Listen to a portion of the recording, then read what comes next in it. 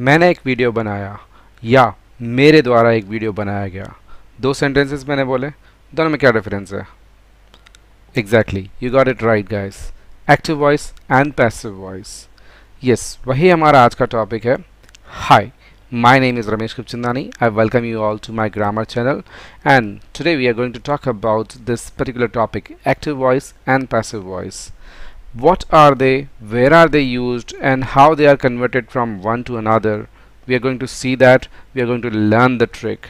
हम ये ट्रिक सीखेंगे, हम उसको परफेक्ट करेंगे और जानेंगे हम इसमें कैसे परफेक्टली इसको एग्ज़ाम में हो चाहे लाइफ में हो कैसे यूज़ कर सकते हैं। Right guys? So let's begin. So I hope now you are able to see the screen. As we said, active voice and passive voice. These two guys are actually examples of one is active, the other is passive, right? जो active है वो भागता है, जो passive है वो रुका रहता है। देखो, ये तो एक मजाक का पॉइंट ऑफ व्यू था, but we are going to learn the concept of active and passive voice. We are going to solve some exercises here and we are finally going to learn the tricks. Right guys? So let's move ahead. Okay, the path ahead for us is we need to understand what voices are, as in active voice and passive voice. We need to differentiate between both of them, and then we are going to convert active voice to passive voice and similarly passive voice to active voice. Then we are going to learn the trick. This is what we are setting the rules for this presentation. So let's see. What is voice or what are voices? Let's understand them in a better way. In grammar, actually the voice of verb is defined as the quality of verb that indicates whether its subject of the verb, right? Whether its subject acts or it is acted upon. कहने का meaning ये है कि verb जो होती है sentence के अंदर में उसका सब्जेक्ट वो खुद काम कर रहा है या उस सब्जेक्ट के ऊपर काम हो रहा है। ध्यान देना, subject acts and subject is acted upon, right? वही चीज ये मेन है और यही चीज डिफरेंस करती है। Let's understand it in a better manner with an example. Active voice में अगर मैं बोलूं आई क्लोज द डोर, राइट? तो ये डोर मैंने क्लोज किया। या मैं अगर इसको डिफाइन करना चाहूँ तो इसमें वर्ब क्या है? क्लोज्ड। वर्ब क्लोज्ड है, उसका सब्जेक्ट यानी डूअर कौन है? आई। और जो ऑब्जेक्ट है क्या बंद किया? डोर बंद किया, तो वो ऑब्जेक्ट हुआ the door. Subject verb object, ये मैंने आइडेंटिफाई किया। इसी चीज को मैं अगर मैं पैसिव वॉइस में बताना चाहूँ तो क्या करूँगा? द डोर वॉज क्लोज्ड या the door was closed by me, दोनों एक ही बात है, हम दोनों तरीके से कर सकते हैं। बाय मी मैंने हटा दिया, सब्जेक्ट इसमें इंपॉर्टेंट नहीं था, इसमें ऑब्जेक्ट इंपॉर्टेंट था, तो द डोर आ गया और क्लोज किया गया। किसने क्लोज किया उससे मैटर नहीं है, right? So I can go in both way. The door was closed or the door was closed by me. Both are okay. Let's move ahead. Now I will give you a little sad example. Last week I found and rented a beautiful apartment. Suppose कि कोई एक लड़का है जो एक नए शहर में आया है और घर ढूंढ रहा है। अब उसने पिछले हफ्ते एक बहुत अच्छा सा बढ़िया ब्यूटीफुल अपार्टमेंट ढूंढ भी लिया और उसको रेंट पे ले भी लिया। इसी खुशी में that's why I decided to throw a party the other night. उसने एक बड़ी सी पार्टी करी। वाओ, मजा आ गया, जिंगलाला dance, right? But then the next day I was thrown out of it. Sad story? Yeah, maybe just like a joke, but active या passive वो कैसे होते हैं, क्या होते हैं, आइए उसको और इसी एग्जाम्पल के ऊपर हम कैसे समझते हैं। I threw a party the other night, ये एक सेंटेंस था, इसका मीनिंग क्या हुआ? Someone did something, right? उसी के बाद दूसरा सेंटेंस था I was thrown out of it, यानी कि उसको अपार्टमेंट से बाहर निकाल दिया गया था। Something was done to someone, इसका मीनिंग ये हुआ। So पहले में है someone did something, दूसरे में है something was done to someone या something was done by someone। पहला वाला एक्टिव वॉइस है, दूसरा वाला पैसिव वॉइस है, ये तो आपको पता पड़ रहा है। बट इसका डिफरेंस कहाँ है? डिफरेंस पता करने के लिए अगर मैं देखूं तो डिफरेंस है एक्चुअली फोकस में। इन active voice the focus is on someone, यानी सब्जेक्ट जो डूअर है उसके ऊपर, and in passive voice the focus is on something, the object. Right guys, this is the main point to understand between the difference between active and passive voice. Active voice में हमारा focus रहेगा someone पे, subject पे, right. और passive voice में हमारा attention रहेगा, focus रहेगा समथिंग यानी ऑब्जेक्ट पे।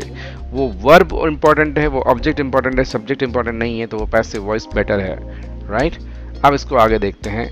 कुछ आगे बढ़ने से पहले एज एन एक्टिव वॉइस से पैसिव वॉइस कैसे कन्वर्ट करते हैं या उसके एग्जाम्पल और देखने से पहले मैं एक छोटा सा एग्जाम्पल दूंगा। 3 इडियट्स आप लोगों ने देखी होगी। आमिर खान ने उसमें एक क्वेश्चन पूछा था, कुछ भी करने से पहले जरा 1 मिनट का पॉज लो और सोचो ये हम क्यों कर रहे हैं, क्या इससे हमें कुछ सीखने को मिलेगा। वही चीज़ अभी जो आप मेरा वीडियो देख रहे हो, इससे आपको कुछ सीखने को मिल रहा है, शायद मिल रहा है। अगर मिल रहा है तो please share that value with others, and please go ahead and subscribe my channel if you haven't done as such, right? And going forward, I will give you one more important learning here, that why and where we use passive voice. देखो active voice तो हमारे पास था ही सही। For example someone did something, अगर उसी को मैं बोल रहा हूँ something was done by someone, तो मैं दूसरे तरीके से बोल रहा हूँ लेकिन चीज़ वही बोल रहा हूँ। तो डिफरेंस क्या है, क्यों मैं यूज़ कर रहा हूँ, कहाँ मैं यूज़ कर रहा हूँ पैसिव वॉइस को। Let's understand that better. You look at these examples. My car was repaired, right? अब इसका मीनिंग क्या हुआ कि कार रिपेयर कौन करेगा, ऑब्वियसली एक मैकेनिक करेगा। तो वहाँ सब्जेक्ट इंपॉर्टेंट नहीं था, वहाँ ऑब्जेक्ट इंपॉर्टेंट था। क्या रिपेयर किया गया, कार, और क्या किया गया, उस पर रिपेयर किया गया, राइट। एक और एग्जांपल देखते हैं। My wallet was stolen, stolen बोला है यानी कि चुराया गया है, तो किसी ने तो चुराया होगा और वो चोर होगा, लेकिन मुझे पता नहीं वो कौन है, राइट। मुझे पता होता कि कौन, तो मैं नाम ले लेता, लेकिन मैं उसको कैसे बोलूँगा, माई वॉलेट वॉज स्टोलन, मेरा वॉलेट चोरी हो गया, right. Nobody knows who stole my wallet. एक और example, I was born in 1990, अब सब जानते हैं। अब मैं इस चीज़ को ऐसे भी बोल सकता था, my mother gave me birth in 1990। No, वो तो जब सब जानते हैं मदर्स ही बर्थ देती हैं, बट वी बेटर से it in passive voice. I was born in 1990, right? That camera was manufactured in Japan. अब ये एक एग्जाम्पल है। अब इसमें कैमरा पे एम्फेसाइज कर रहे हैं, वो वाला कैमरा तो ऑब्जेक्ट, और वो जापान में मैन्युफैक्चर हुआ था। किसने मैन्युफैक्चर किया, कंपनी का नाम क्या था, वो उससे मैटर नहीं करता। It is not important who did it, the importance is the camera. Then another one, this is the book which was stolen, यही वो बुक है, मैं एम्फेसाइज कर रहा हूँ उस ऑब्जेक्ट पे जो चोरी हो गया था, right. So this is the reason, guys, where we actually use, or why we actually use passive voice. So in general, what we can say is, if action is more important than the doer, then we can use passive voice.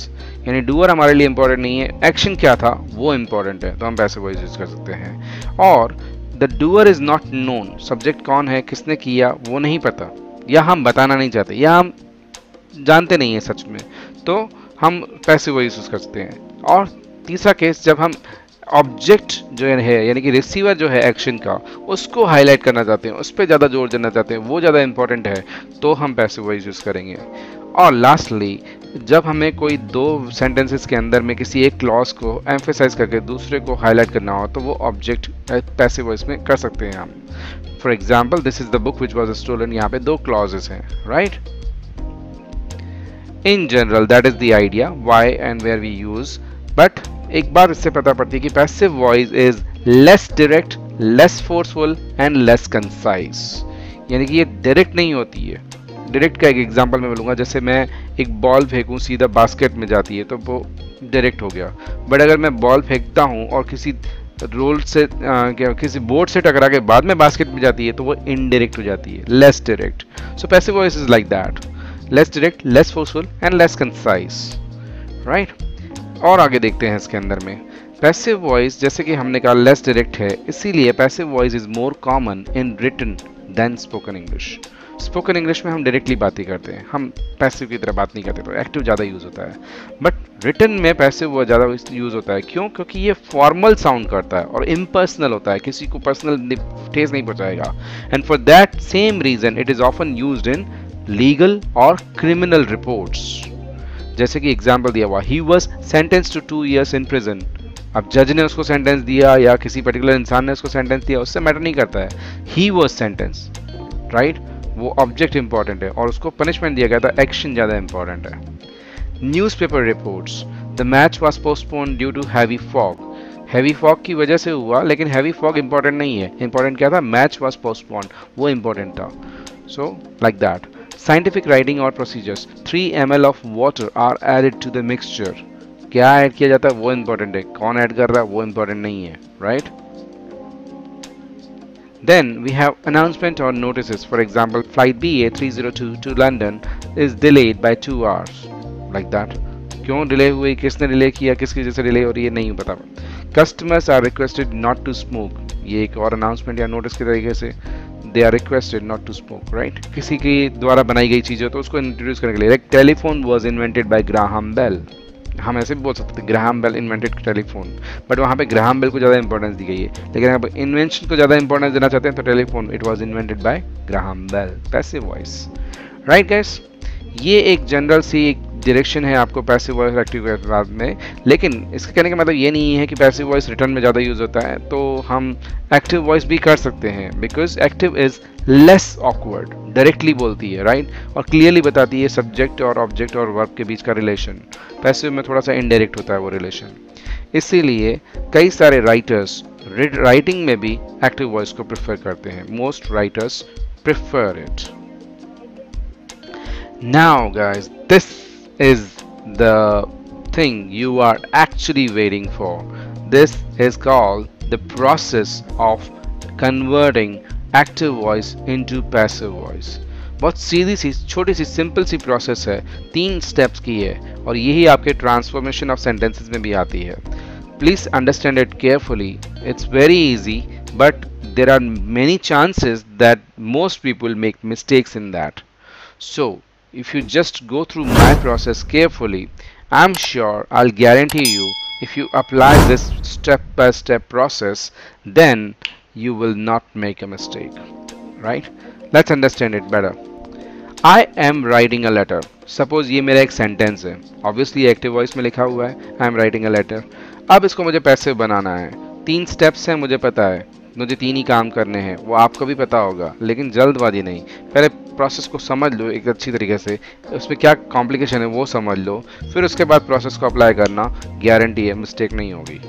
पहला step करने से पहले, देखो पहला step करने से भी पहले हमें क्या करना है, आइडेंटिफाई करना है. We need to identify. सबसे पहले हमें आइडेंटिफाई करना है सेंटेंस को. सेंटेंस मतलब वो सेंटेंस चाहे असर्टिव है या इम्पेरेटिव है या इंटरोगेटिव है, वो हमें देखना है. ये वाला हमारा सेंटेंस असर्टिव है. असर्टिव मतलब वो पॉजिटिव भी हो सकता है, नेगेटिव भी हो सकता है, दोनों असर्टिव होते हैं. इम्पेरेटिव मतलब पता है जब किसी को कोई काम करने को बोला जाता है तो वो अलग तरीके से बनता है. इंटरोगेटिव जब किसी से कोई क्वेश्चन पूछा जाता है तो वो एक अलग तरीके से बनता है. अभी हम फिलहाल एग्जाम्पल ले रहे हैं असर्टिव का, तो ये सेंटेंस हमारा है assertive, right? Once you have identified the sentence, then you have to identify the tense. उस सेंटेंस के अंदर में कौन सा टेंस है. टेंस मतलब प्रेजेंट, पास्ट, परफेक्ट या प्रेजेंट, पास्ट, फ्यूचर वगैरह जो भी होते हैं, उनके जो अलग अलग कैटेगरीज होती हैं. ये हमारा सेंटेंस आप सबको पता ही है, ये हमारा प्रेजेंट कंटिन्यूअस टेंस का है, राइट? तो हमें 2 चीज़ें आइडेंटिफाई कर ली, assertive sentence plus present continuous tense. Then we have to identify the third thing, that is subject, verb and object, जिसे हम शॉर्ट में SVO भी बोल सकते हैं. सब्जेक्ट क्या होता है, doer of the verb. Verb क्या होती है, एक्शन. और ऑब्जेक्ट क्या होता है, the receiver of the verb या the receiver of the action. Simple है, ये 3 चीजें आइडेंटिफाई करनी है. सी, यहाँ पे मेरे को वर्ब पहचानना सबसे पहले आसान है. वर्ब पहचानना सबसे आसान होता है, तो हम यहाँ पे वर्ब देखते हैं, am writing is the verb, right? So उसके लिए मैं उसको बॉक्स बना देता हूँ कि ये हमारा वर्ब है. उसका ऑब्जेक्ट पहचानना और आसान होता है. जैसे ही वर्ब के पीछे एक क्वेश्चन पूछो, व्हाट, यानी कि राइटिंग व्हाट, अ लेटर, तो ये अ लेटर जो है हमारा ऑब्जेक्ट हो गया, राइट गाइस? वर्ब मिल गया, ऑब्जेक्ट मिल गया. अब मिलता है हमें सब्जेक्ट. सब्जेक्ट मतलब द डूअर. राइटिंग का सेंटेंस, राइटिंग का एक्शन कौन कर रहा है इस सेंटेंस के अंदर में, वो आई कर रहा है, तो आई हमारा यहाँ पे सब्जेक्ट हो गया. ये identify the sentence, identify the tense, identify the SVO.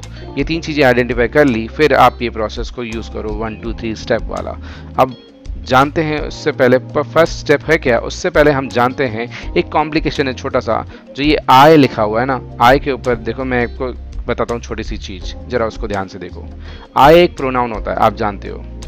अब सब्जेक्ट जो होते हैं या ऑब्जेक्ट जो होते हैं वो या तो नाउन से बनते हैं या प्रोनाउन से बनते हैं.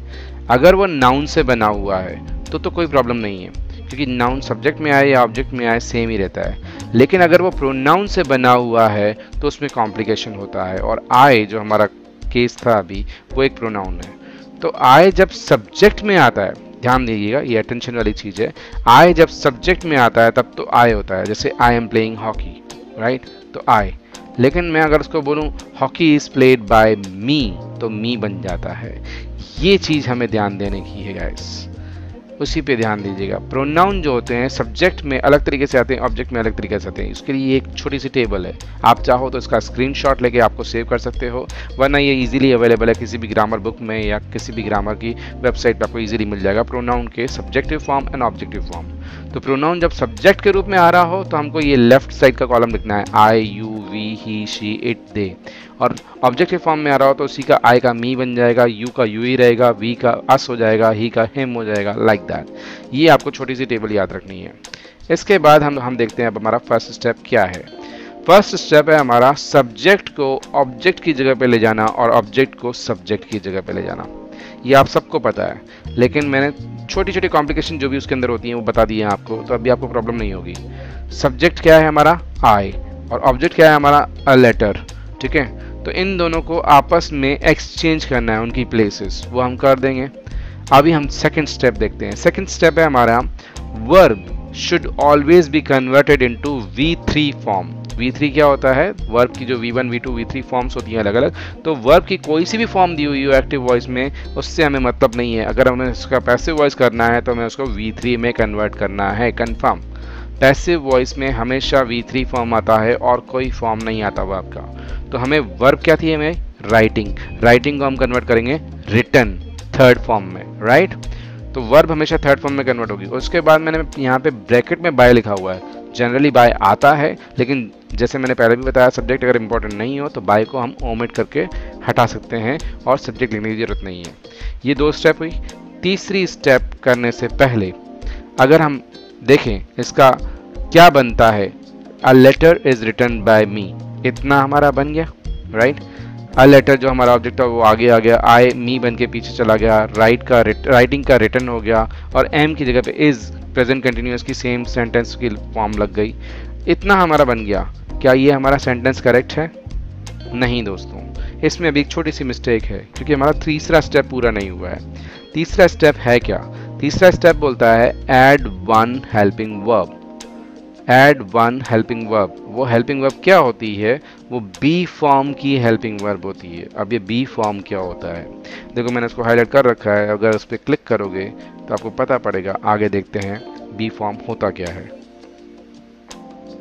Let's see passive forms of be verb as per the tenses. आपको टेंसेस के हिसाब से बी वर्ब लगानी होती है हर एक सेंटेंस के अंदर में। तो टेंसेस के हिसाब से लगाएंगे। एक और ये अटेंशन का पॉइंट है, जैसे मैंने बताया। तो अभी आप इस पे ध्यान दो क्या हो रहा है इसके अंदर में, राइट। बी फॉर्म जैसे सिंपल प्रेजेंट के अंदर में हो तो उसके तीन फॉर्म होते हैं, is, am, are. Simple past के अंदर में लिखना हो तो वॉज या वर, और सिंपल फ्यूचर में लिखना हो तो सिंपल फ्यूचर मॉडल्स के जैसा ही सेम ही चलता है। सिंपल फ्यूचर में विल आता है ना, विल के साथ में हमें बी फॉर्म कौन सी लगानी है? बी लगानी है। वैसे ही विल की जगह शैल हो, विल की जगह वुड हो, विल की जगह शुड हो, कैन हो, कुड हो, यानी कोई सा भी मॉडल हो उसके साथ में बी लगेगा। सिंपल है, ठीक है। कंटिन्यूअस, चाहे वो प्रेजेंट कंटिन्यूअस हो या पास्ट कंटिन्यूअस हो, दोनों के साथ में कौन सी फॉर्म लगेगी? आईएनजी फॉर्म लगेगी, बी की, बीइंग लगेगी, राइट। देन परफेक्ट वाला, कोई सा भी परफेक्ट हो, प्रेजेंट हो, पास्ट हो, फ्यूचर हो, तीनों के साथ में बीन लगेगा, बी का। ये बी का परफेक्ट फॉर्म बीन कहलाता है, तो इसलिए परफेक्ट में ये आएगा। बी का कंटिन्यूअस फॉर्म बीन कहलाता है तो कंटिन्यूअस में वो आएगा। बी का सिंपलेस्ट फॉर्म बी कहलाता है तो वो सिंपल फ्यूचर में आता है। बी का present form is, am, are होता है तो वो सिंपल प्रेजेंट में आता है। बी का पास्ट फॉर्म वॉज, वर होता है तो वो सिंपल पास्ट में आता है। टेबल बहुत आसान है याद करने को, आप सिर्फ बी के फॉर्म्स याद होने चाहिए आपको। अगर बी के फॉर्म्स आपको याद हैं तो कौन से टेंस में कौन सा आना है ईजिली याद कर सकते हो, राइट गाइस। ये टेबल आपको याद है और इससे पहले वाली जो प्रोनाउन की वाली टेबल याद है, और उसके बाद आपने वो 3 स्टेप्स कर लिए हैं तो आपका active voice passive voice process complete हो जाता है। अब हम इसमें जो तीसरा जो हमने देखा है, क्योंकि ये प्रेजेंट कंटिन्यूअस टेंस था हमारा, इसके अंदर हमारा बी का कौन सा फॉर्म लगेगा? बीइंग लगेगा, right guys. A letter is being written by me. देखो छोटी सी चीज़ थी, कोई बड़ी चीज़ नहीं है। एक सेंटेंस को मैंने पैसिव वॉइस में कन्वर्ट करना है, उसके लिए जो पूरी प्रोसेस होती है बहुत इजी प्रोसेस होती है। आपने अभी तक सीखी होगी 3 स्टेप्स की, बस 1 स्टेप 2 स्टेप 3 स्टेप ऐसे कन्वर्ट करो, हो जाएगा। यस, बहुत ईजी है, मैं भी वही बता रहा हूँ, कोई नई चीज़ नहीं बता रहा हूँ, लेकिन उसके अंदर के जो छोटे छोटे न्यूआंसेस है, छोटे छोटे कॉम्प्लिकेशंस हैं, उन पे ध्यान देने हैं आपको, राइट। ये हो जाता है तो आपकी प्रोसेस कंप्लीट हो जाती है। इन चीज़ों पे ध्यान दो, स्टेप बाय स्टेप प्रोसेस करो, आपकी गलती नहीं होगी। Let's understand that better in again with examples, right? So आगे बढ़ते हैं, हम कुछ examples करेंगे। But example करने से पहले आपको याद रहना चाहिए guys, हमने जो पहले एक standard benchmark सेट किया था। एक्टिव वॉइस में क्या होता है, someone did something, और पैसिव वॉइस में क्या होता है, पैसिव वॉइस में होता है something was done by someone या something was done to someone, right? अब देखते हैं पहला question, the ducklings follow the mother duck, right? तो the mother duck is followed by the ducklings, simple। किस तरीके से किया, ducklings हमारा और सब्जेक्ट था, उसको लेके गए वो पीछे, डक द मदर डक हमारी ऑब्जेक्ट थी, उसको पहले ले आए, और फॉलो ये सिंपल प्रेजेंट था तो इसमें इज लग गया, बी का फर्स्ट फॉर्म, राइट, और उसके बाद में फॉलो का फॉलो थर्ड फॉर्म बन गया, बाय लगा दिया, सिंपल तरीके से बन गया। My wife baked a chocolate cake, a chocolate cake was baked bye my wife, तो क्योंकि ये सिंपल पास्ट था इसलिए इसमें वॉज लगा। Next, mask will break the corona chain, ये कोरोना चेन चल रही है, इसको कौन ब्रेक करेगा, मास्क ब्रेक करेंगे, राइट। तो ये करेंगे सिंपल फ्यूचर में हम क्या ऐड करेंगे, बी, तो कैसे बनेगा, the corona chain will be broken by masks, right. Next, God is always watching you, तो उसका कैसे बनाया, you are always being watched by God, क्योंकि ये कंटिन्यूअस है, कंटिन्यूअस में हमें बीइंग ऐड करना है, ये याद रखना, वो मिस्टेक दोबारा नहीं होनी चाहिए जो हम पहले कर रहे थे, right. They are not playing hockey, एक और प्रेजेंट कंटिन्यूअस का दे आर के साथ में, प्लूरल के साथ में, तो कैसे बनेगा, hockey is not being played by them, पहले दे प्लूरल था तो आर आया, लेकिन हॉकी सिंगुलर है इसलिए इज आया। ये छोटी छोटी बातें हैं जो आपको ध्यान रखनी है, एग्जाम्पल्स इसीलिए कर रहे हैं। Ayush has not completed the homework, ये प्रेजेंट परफेक्ट का टेंस है, तो इसका कैसे बनेगा, the homework has not been completed by Ayush, right. अब इसी का पास्ट परफेक्ट देखते हैं, he had warned me about fire, तो किसको वार्न किया था, मुझे, तो I had been warned about fire by him, right guys? I will have attained 1000 subs मतलब subscribers by December 20, ये जो मेरा YouTube चैनल है, अभी मेरे सब्सक्राइबर बहुत कम हैं, लेकिन December 20 के एंड तक मुझे पता है 1000 सब्सक्राइबर हो जाएंगे और आप मेरी हेल्प करोगे, right guys? Please go ahead and share this channel and this video if you like it, and please go ahead and subscribe if you haven't done yet. Okay, I will have attained 1000 subscribers by December 20. Okay, तो इसका कैसे बनेगा, 1000 subs will have been attained by December 20. by me लिखने की जरूरत नहीं है क्योंकि सब्जेक्ट यहाँ पे इंपॉर्टेंट नहीं है। We should not tell lies. The lies should not be told. Simple. By us या by them कोई फर्क नहीं पड़ता. Lies should not be told.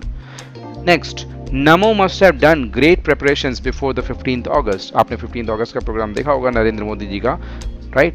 प्रधानमंत्री हमारे नरेंद्र मोदी जी ने बहुत खासी प्रिपरेशंस की थी, तो उसका हम पैसिव वॉइस में अगर बोलना चाहें तो कैसे बोलेंगे, great preparations must have been done by Namo before the 15th August.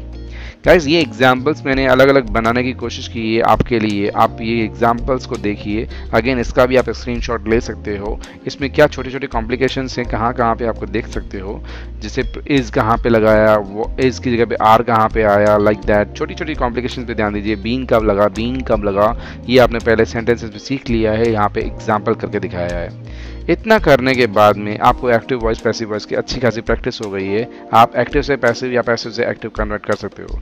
Passive से एक्टिव कन्वर्ट करना हो तो जो हमारी 1 2 3 प्रोसेस है उसी को उल्टा कर देते हैं, रिवर्स कर देते हैं। जैसे हेल्पिंग वर्ब ऐड किया है तो हेल्पिंग वर्ब हट जाएगा। V3 में कन्वर्ट किया था वर्ब को तो V3 से वापस रेगुलर फॉर्म में कन्वर्ट कर दो, और सब्जेक्ट को ऑब्जेक्ट को जो हमने इंटरचेंज किया था वो उनको वापस अपनी अपनी जगह पर ले आओ, तो वापस पैसिव से एक्टिव बन गया। वो प्रोसेस भी सिंपल है। आप इधर से लेफ्ट से राइट जाओ या राइट से लेफ्ट जाओ, दोनों चीज़ें आपके सामने हैं स्क्रीन पे। इसका स्क्रीनशॉट ले लो और प्रैक्टिस करो इन ये वाले एग्जांपल्स आपने प्रैक्टिस कर लिए तो आपको काफ़ी अच्छी प्रैक्टिस मिल जाएगी। इसके बाद कुछ अगर एक्टिव वॉइस पैसिव वॉइस में बचता है तो वो मेरी एक फेवरेट चीज़ है, वो मैं आपको बताता हूँ। मेरी फेवरेट चीज़ क्या है? You need to make a note of nuances. Now ये नुआंसेस क्या होते हैं? Nuances are very small little details which actually are important. Even if you don't take care of them, they make nuisance, right? So nuances का ध्यान रखना जरूरी होता है। Active voice, passive voice में क्या nuances है? पहला nuance है only the transitive verbs can be converted into passive voice. Transitive verb means, अब ये एक छोटा सा फंडा मैं बताता हूँ आपको। इसमें verbs जो होती हैं दो तरीके की होती है। एक तो होती है ट्रांजिटिव जिसको ऑब्जेक्ट चाहिए होता है अपने कंप्लीशन के लिए, और एक होती है इनट्रांजिटिव जिसको ऑब्जेक्ट की जरूरत नहीं होती है। For example I play hockey, तो प्ले के पीछे मुझे बताना पड़ेगा what am I playing, I play hockey, तो हॉकी ऑब्जेक्ट आया। प्ले तभी कंप्लीट होगा जब उसके पीछे उसका ऑब्जेक्ट आया। लेकिन अगर मैं बोलूँ आई एम स्लीपिंग, तो स्लीपिंग के पीछे ऑब्जेक्ट की जरूरत नहीं है। तो प्ले ट्रांजिटिव वर्ब है क्योंकि उसको ऑब्जेक्ट चाहिए। Sleeping is intransitive verb because उसको ऑब्जेक्ट नहीं चाहिए। एग्जाम्पल क्लियर हुआ? अभी हम डिटेल में आगे देखेंगे। देन नेक्स्ट न्यूसेंस या next nuance is when there are two objects. कभी कभी ट्रांजिटिव वर्ब में दो ऑब्जेक्ट भी हो सकते हैं, तो उस टाइम पे पैसिव वॉइस कैसे बनाना है वो एक छोटी सी चीज ध्यान रखनी है। Then third nuance is imperative sentences. अब ये इम्पेरेटिव सेंटेंसेस होते क्या हैं? इम्पेरेटिव सेंटेंसेस एक्चुअली होते हैं जहाँ पे कोई किसी को कोई काम करने को बोलता है, वो इम्पेरेटिव सेंटेंसेस होते हैं, राइट? ऑर्डर या रिक्वेस्ट करना, कमांड देना, वो इम्पेरेटिव सेंटेंसेस होते हैं। देन इंटेरोगेटिव सेंटेंसेस, ये हमारा अगला न्यूआंसेस है, यानी कि क्वेश्चन पूछते हैं जब। और क्वेश्चन भी दो तरीके के होते हैं, क्लोज एंडेड, ओपन एंडेड, यानी कि क्वेश्चन वर्ड वाले या बिना क्वेश्चन वर्ड वाले, राइट? देन लास्ट न्यूआंस है हमारा कि पैसिव वॉइस में सिर्फ और सिर्फ 8 टेंसेस होते हैं, याद रखना। एक्टिव वॉइस में हमारे 12 टेंसेस होते हैं, प्रेजेंट, पास्ट, फ्यूचर, 3 मेन, उनकी 4 कैटेगरी, सिंपल, कंटिन्यूअस, परफेक्ट और परफेक्ट कंटिन्यूअस। तो 3 × 4 करेंगे तो 12 होते हैं हमारे। लेकिन पैसिव वॉइस में 12 नहीं होते, पैसिव वॉइस में सिर्फ 8 टेंसेस होते हैं। इसमें हमारा फ्यूचर कंटिन्यूअस नहीं होता है, फ्यूचर कंटिन्यूअस नहीं होता, और तीनों टेंसेस के परफेक्ट कंटिन्यूअस यानी कि present perfect continuous, past perfect continuous और फ्यूचर परफेक्ट कंटिन्यूअस वो भी नहीं होते हैं। सो फ्यूचर कंटिन्यूअस नहीं होता, ऑल 3 परफेक्ट कंटिन्यूअस नहीं होते, बचे हुए 8 हमारे टेंसेस होते हैं। ये न्यूआंसेस हमें ध्यान रखने हैं। इनके एग्जाम्पल्स के साथ में मैं आपको अभी क्लियर करता हूँ। देखिए जरा, पहला एग्जाम्पल अगर हम देखें तो उसमें दोनों मैं कंबाइन कर रहा हूँ यहाँ पे। Only transitive verbs can be converted to passive when there are 2 objects. इन दोनों को मैं एक साथ हैंडल करने देता हूँ। देखिए, ट्रांजिटिव वर्ब और 2 ऑब्जेक्ट्स, इसको हमें कैसे हैंडल करना है, let's C. Intransitive verbs do not have objects, जैसे कि मैंने बताया। एग्जाम्पल देखते हैं, स्लीप, गो, कम, एटसेट्रा। ये एग्जाम्पल्स हैं इनट्रांजिटिव वर्ब्स के, इनके पीछे ऑब्जेक्ट की जरूरत नहीं होती है। एग्जाम्पल, आई एम स्लीपिंग, इसका पैसिव वॉइस बनाएंगे तो कैसे बनेगा? शायद कोई बोल सकता है sleeping is done by me. No, sleeping is done by everyone, but यहाँ पे वो पैसिव वॉइस नहीं बनेगा. It is not required and it is not making any sense, right? So this is incorrect. Then he is going to school. He is going to school. यहाँ पे object है नहीं, लेकिन कोई अगर पैसिव वॉइस बनाना चाहे तो शायद maybe if he is not paying attention तो ऐसा बना सकता है school is going to me. No, ऐसा नहीं हो सकता, स्कूल नहीं जाएगा. So this is also incorrect, right guys? Transitive verbs क्या होती हैं? जैसे एग्जाम्पल ईट, मेक, एटसेट्रा, उसके पीछे एक ऑब्जेक्ट होता है और ऑब्जेक्ट होगा तो ही पैसिव वॉइस बनेगा गाइस, राइट? सो ट्रांजिटिव वर्ब्स का ही पैसिव वॉइस बनता है। ये हमारा पहला न्यूआंसेस क्लियर होना चाहिए एग्जाम्पल के साथ। सचिन मेड अ सेंचुरी, क्या बनाया सचिन ने? सेंचुरी बनाई। A century was made by Sachin, ये करेक्ट फॉर्म है पैसिव का, राइट? इनट्रांजिटिव का पैसिव फॉर्म नहीं होता। सेकेंड न्यूआंसेस, जब ट्रांजिटिव वर्ब के अंदर में 2 ऑब्जेक्ट हों, एग्जाम्पल है जैसे टेक, टीच, गिव, ये ऐसी वर्ब्स है जिसके पीछे 2 ऑब्जेक्ट होते हैं, क्या देना है और किसको देना है, या क्या लेना है किससे लेना है, क्या पढ़ाना है किसको पढ़ाना है, तो 2 ऑब्जेक्ट होते हैं। उसका कैसे बनेगा? अगर 2 ऑब्जेक्ट हैं तो 2 पैसिव वॉइस पॉसिबल हैं। For example, Ramesh teaches us English, Ramesh हमें इंग्लिश पढ़ाता है। इसमें 2 ऑब्जेक्ट हैं, अस हमें पढ़ाता है और क्या पढ़ाता है? इंग्लिश पढ़ाता है। तो दोनों तरीके से बना सकते हैं। पहला, English is taught to us by Ramesh, correct. दूसरा, we are taught English by Ramesh. Both are correct. So you can make passive voice in both the ways for two objects. ये हमारा nuance clear हुआ transitive and two objects का. Let's go back to our old slide where we had nuances written there. So now nuances पहला complete हुआ. Let's see the second nuances, imperative sentences. Imperative sentences के nuances क्या होते हैं, उसमें हमें passive voice कैसे बनाना है. पहले हम इम्पेरेटिव सेंटेंस होता क्या है वो तो पता है ना आपको. कमांड और रिक्वेस्ट दोनों तरीके से बनते हैं imperative sentences. Let's see command, जैसे example, open the curtains. Yes, curtain open हो गया. Track on, my coaching academy आपको दिखाई दे रहा है, राइट. ज्वाइन दिस कोर्स, ये एक और कमांड है. दूसरा, स्पीक इंग्लिश. ये मैंने आपको जानबूझ के 3 कमांड दिए हैं. ओपन द कर्टन यानी ज्वाइन की track on, join this course and then speak English. Obviously आप ये करते ही तो स्पीक इंग्लिश करोगे ही सही. लेट्स सी इसका बनेगा कैसे. कमांड जब भी हो ना तो कमांड को कन्वर्ट करने के लिए हमें एक वर्ब यूज करनी पड़ती है, वो है लेट. लेट एक मॉडल वर्ब है जो हम पैसिव वॉइस में यूज कर सकते हैं कमांड्स को पैसिव वॉइस कन्वर्ट करने के लिए. एग्जाम्पल देखो, ओपन द कर्टन्स का कैसे बनेगा, let the curtains be opened. क्योंकि ये एक मॉडल है, इसके साथ में कौन सा हेल्पिंग वर्ब ऐड होगा, बी का बी ही ऐड होगा, right. Let the curtains be opened. दूसरा, let this course be joined. Join this course का क्या बनेगा, let this course be joined. Speak English का क्या बनेगा, let English be spoken. Simple. Commands clear हुए. अब अगर हम देखते हैं रिक्वेस्ट. रिक्वेस्ट कैसी होती है, जिसमें थोड़ा प्लीज, थोड़ा सा पोलाइटली बोला जाता है, राइट. उसको कैसे बनेंगे, जैसे प्लीज पे अटेंशन, राइट. ये भी एक कमांड है लेकिन पोलाइटली बोला गया है, इसलिए हम रिक्वेस्ट में काउंट कर रहे हैं. दूसरा एक और example, could you please write this. ये एक क्वेश्चन फॉर्म में है लेकिन अगेन ये एक रिक्वेस्ट है, क्या आप ये प्लीज लिख सकते हो, राइट. इस तरीके से. देन एक और हम देखते हैं, प्लीज चेंज द स्लाइड. ये स्लाइड चेंज करो. आप लोग बोर हो गए हो, उससे पहले मैं कर दूंगा पहले, लेकिन इसका समझते हैं कैसे होता है रिक्वेस्ट. रिक्वेस्ट को चेंज करने के लिए हमें एक ध्यान देना होगा. यहाँ पे सब्जेक्ट जो है हिडन है, इम्प्लाइड है. कोई भी हम रिक्वेस्ट करते हैं किसी से भी कुछ भी करने को, हम किससे करते हैं, सामने वाले से. सामने वाले को इंग्लिश में क्या बोलते हैं, यू. तो यू सब्जेक्ट जो है अपने आप आ जाता है इसमें. तो यू सब्जेक्ट के लेके हम इसका पैसिव वॉइस कैसे बना सकते हैं रिक्वेस्ट का, हम ऐसे बनाएंगे. प्लीज पे अटेंशन की जगह क्या बनेगा, you are requested to pay attention. ठीक है, इस तरीके से. और could you please write this की जगह you are requested to write this. तीसरा, प्लीज चेंज द स्लाइड की जगह you are requested to change the slide. Clear guys, ये है इंपेरेटिव सेंटेंस का न्यूआंसेस. ठीक है, अब अगर हम देखते हैं तीसरा न्यूआंसेस, वो है इंटेरोगेटिव न्यूआंस सेंटेंसेस का. तो वो कैसे बनता है interrogative sentences. Let's see that. Interrogative sentences again हमारे 2 तरीके के होते हैं. एक होता है क्वेश्चन जो WH वर्ड यानी कि जो WH फैमिली क्वेश्चन वर्ड से बना होता है. दूसरा होता है हमारा हेल्पिंग वर्ब से बना हुआ. दोनों को देखते हैं हम interrogative sentences. Yes no question वाले देखते हैं, हेल्पिंग वर्ब वाले जिसमें WH नहीं आता, इसको यस नो क्वेश्चन भी बोलते हैं क्योंकि उनका आंसर हमेशा यस या नो में होता है. For example, did you see Avengers Endgame. क्या आपने एवेंजर्स एंड गेम देखी है या देखी. तो उसका कैसे बनेगा, was Avengers Endgame seen by you. यहाँ पे ये मैं क्यों बता रहा हूँ न्यूआंसेस में. जनरली अगर आप इसको बनाते तो कैसे बनाते, यू इसका सब्जेक्ट है तो यू का आप बाद में ले जाते, और एवेंजर्स एंड गेम उसका ऑब्जेक्ट है तो पहले ले जाते थे. तो ऐसे बनाते, Avengers Endgame was seen by you. लेकिन वो सेंटेंस क्वेश्चन नहीं होता. हमें क्वेश्चन बनाना है तो इसमें डिफरेंस क्या है, वाज जो है हेल्पिंग वर्ब वो पहले उठ के आ जाती है.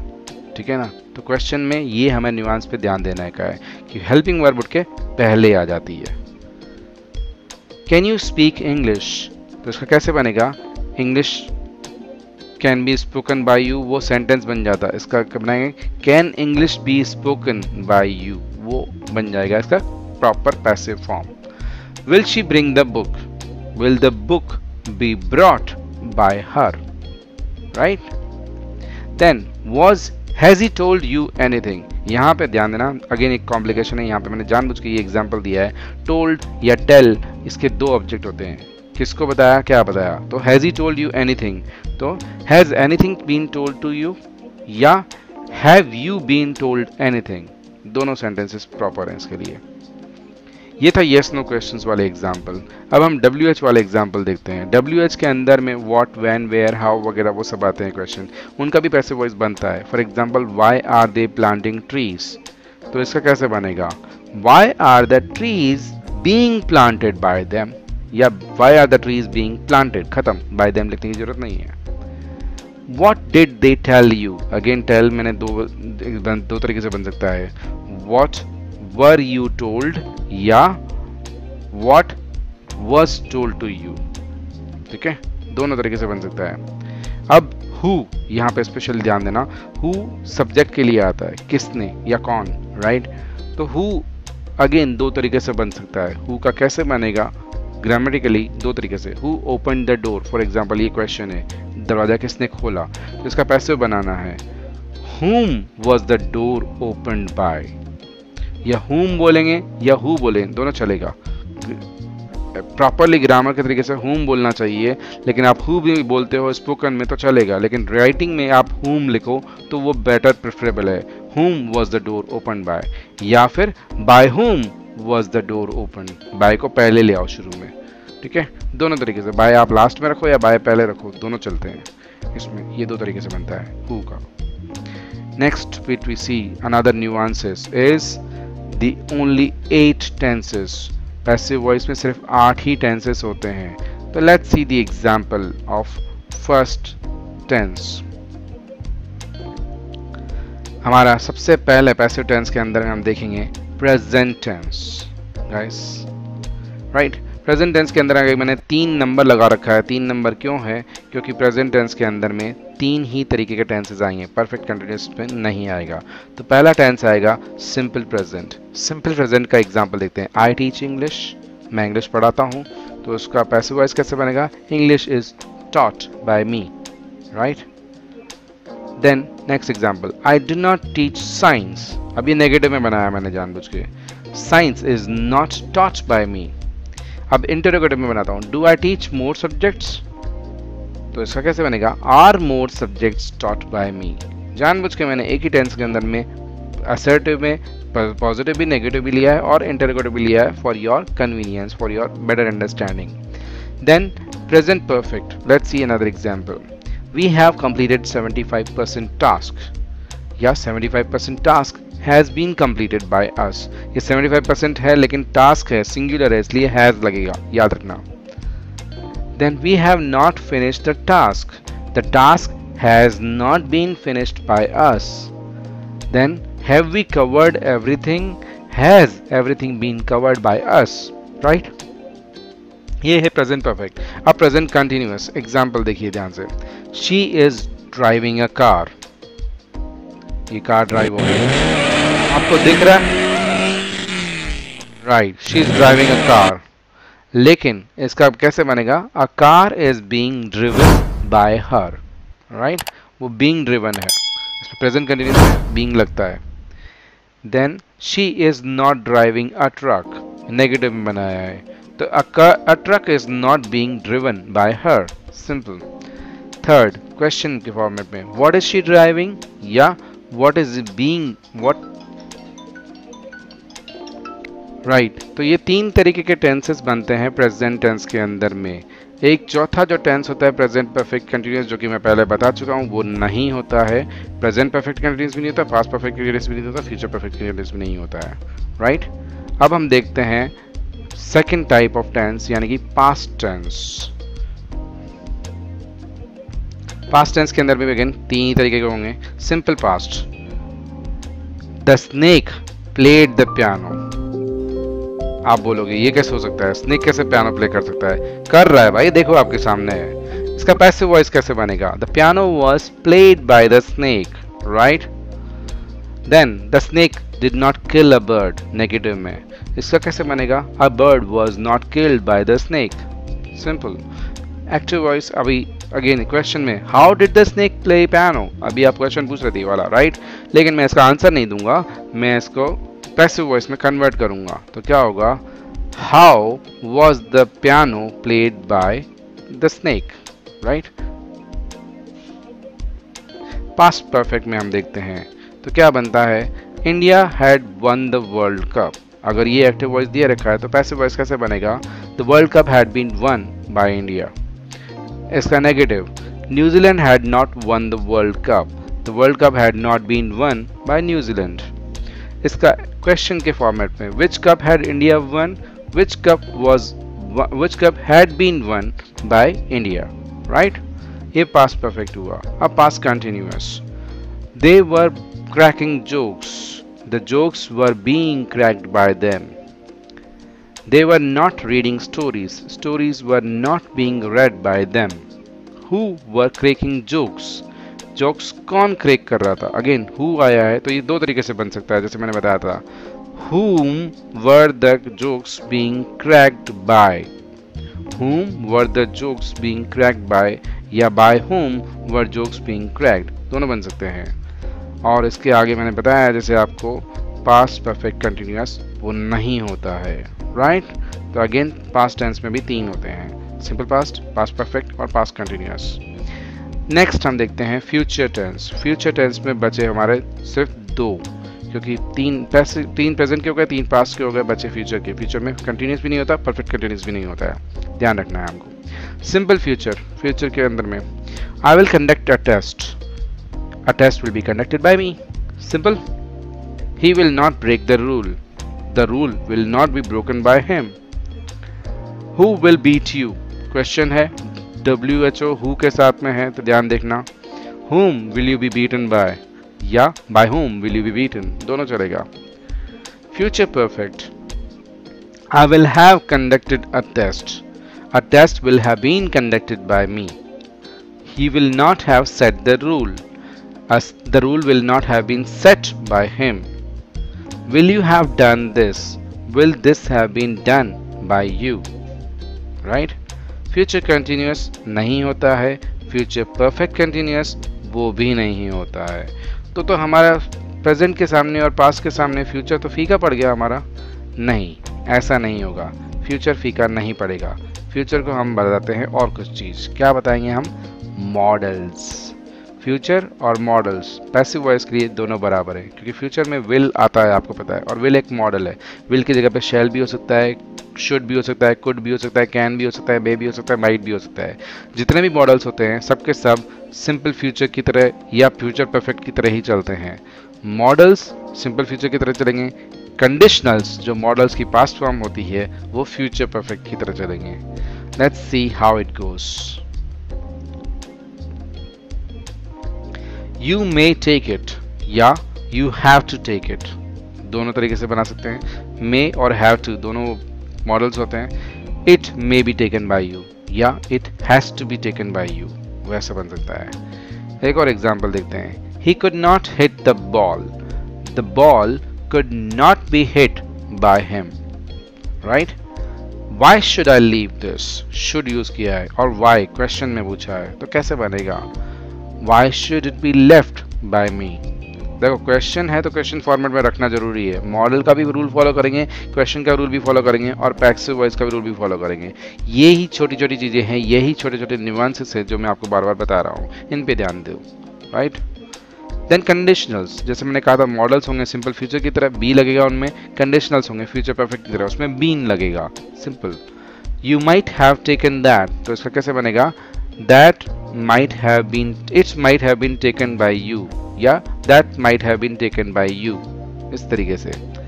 he could not have hit the ball could not have been hit by him. how would you have done the work? how would the work have been done by you?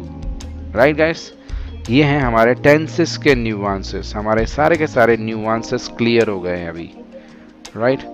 जब हमारे सारे nuances clear हो गए हैं और हमने active voice passive voice का process कर लिया है, हमने एक्टिव वॉइस पैसिव वॉइस को समझ लिया है, ट्रिक जान ली है, तो अभी हमारे लिए क्या बचता है? अभी हमारे लिए ट्रिक बचती है, जो फाइनल हमारे रूल्स हैं, राइट? वही ट्रिक जो मैंने आपको बताई है उसको मैं शॉर्ट में समराइज करके आपके लिए ख़त्म करूँगा। तो लेट्स सी फाइनल रूल्स हमारे क्या हैं। हमारे फाइनल रूल्स हैं हमारे सामने स्लाइड पे, ये रहे। Final rules which you need to remember, right guys? You need to definitely remember these final rules.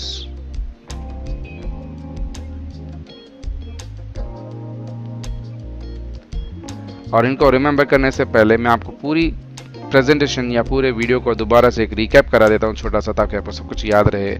सबसे पहले हमारी प्रोसेस याद करने की है हमें। प्रोसेस क्या थी हमारी? 3 स्टेप्स की थी। उन 3 स्टेप्स के अंदर में हमको आइडेंटिफाई भी करना होता है सेंटेंस, टेंस और एसवीओ को। सेंटेंस पहचानो, असर्टिव, नेगेटिव, इंपेरेटिव वगैरह वो जब क्या है, और टेंस पहचानो, प्रेजेंट, पास्ट, परफेक्ट वगैरह में क्या है, और एसवीओ पहचानो, सब्जेक्ट, वर्ब, ऑब्जेक्ट पहचानो। ये पहचानने के बाद में 3 स्टेप करो। 3 स्टेप क्या थे हमारे? Subject to object, object to subject, पहला स्टेप। दूसरा स्टेप वर्ब ऐड करो, हेल्पिंग वर्ब ऐड करो, और दूसरा स्टेप था हमारा वर्ब को V3 में कन्वर्ट करो। ये प्रोसेस थी हमारी। तो प्रोसेस वाली स्लाइड आपके सामने है। दूसरी आपकी स्लाइड आपको याद रखनी है, वो है न्यूआंसेस वाली। कौन कौन से न्यूआंसेस होते हैं पैसिव वॉइस में? पहला न्यूआंस होता है ट्रांजिटिव वर्ब्स का, दूसरा होता है 2 ऑब्जेक्ट का, तीसरा होता है इंपेरेटिव सेंटेंसेस का, चौथा होता है इंटरोगेटिव सेंटेंसेस का, और पांचवा न्यूआंस है कि हमारे सिर्फ 8 ही टेंस होते हैं। Right guys, I hope you remember these things. Then pronouns. Pronoun की एक छोटी सी टेबल मैंने आपको बताई थी, उसके सब्जेक्टिव फॉर्म और ऑब्जेक्टिव फॉर्म अलग अलग होते हैं। जब प्रोनाउन को आप सब्जेक्ट से ऑब्जेक्ट में या ऑब्जेक्ट से सब्जेक्ट में चेंज कर रहे हो तो ये टेबल आपके काम आएगी। ठीक है। Then we have lastly the be verbs, उसकी टेबल, उसकी फॉर्म्स अलग अलग, कौन से टेंस में कौन सी होती है। तो बी की अलग अलग फॉर्म्स अगर आपको याद हैं कि बी की सिंपलेस्ट फॉर्म होती है सिंपल फ्यूचर वाली बी, बी की प्रेजेंट फॉर्म होती है इज एम आर जो सिंपल प्रेजेंट में आती है, बी की पास्ट फॉर्म होती है वॉज वर्ड जो सिंपल पास्ट में आती है। वो टेबल आपको याद रखनी है, सिंपल तरीका है। ये याद रखने के बाद में आपको फाइनल ट्रिक हमेशा के लिए याद हो जाएगी। आप ये स्लाइड देख लो, सबसे लास्ट में फाइनल ट्रिक मैं आपको बता रहा हूँ, प्लीज़ ध्यान दो। पहला, you identify the sentence, you identify the tense and you identify the SVO. ये है, ये आपने आइडेंटिफाई करना जरूरी है। ये आइडेंटिफाई करने बिना अगर आपने स्टेप्स यूज़ कर ली तो शायद आप गलती कर बैठोगे। और आइडेंटिफाई करते हुए आपको न्यूआंसेस का भी ध्यान रखना है। राइट, इतना करने के बाद में आपको न्यूआंसेस का ध्यान रखना है। Right, then interchange the subject with the object. ये पहला हमारा स्टेप है प्रोसेस का। वो स्टेप चेंज करते वक्त आपको सिर्फ प्रोनाउन का ध्यान रखना है। तो प्रोनाउंस की अपनी टेबल बनी हुई है, वो आप ध्यान दोगे उसके ऊपर। Right, then you have to take care of the second step, that is change the verb to V3 form.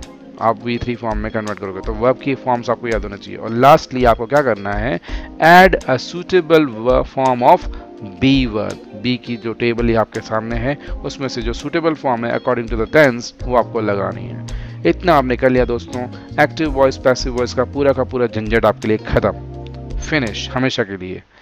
एक बार ये मेरा वीडियो फिर से देखिए, ध्यान से समझिए, जो प्रोसेस मैंने बताई है उसको समझने के बाद में मेरी गारंटी है कि आप थोड़ी सी प्रैक्टिस करते ही एक्टिव वॉइस पैसिव वॉइस में हमेशा के लिए परफेक्ट कर देंगे और आपको कभी कोई इसमें गलती नहीं होगी। हाँ, practice makes a man perfect.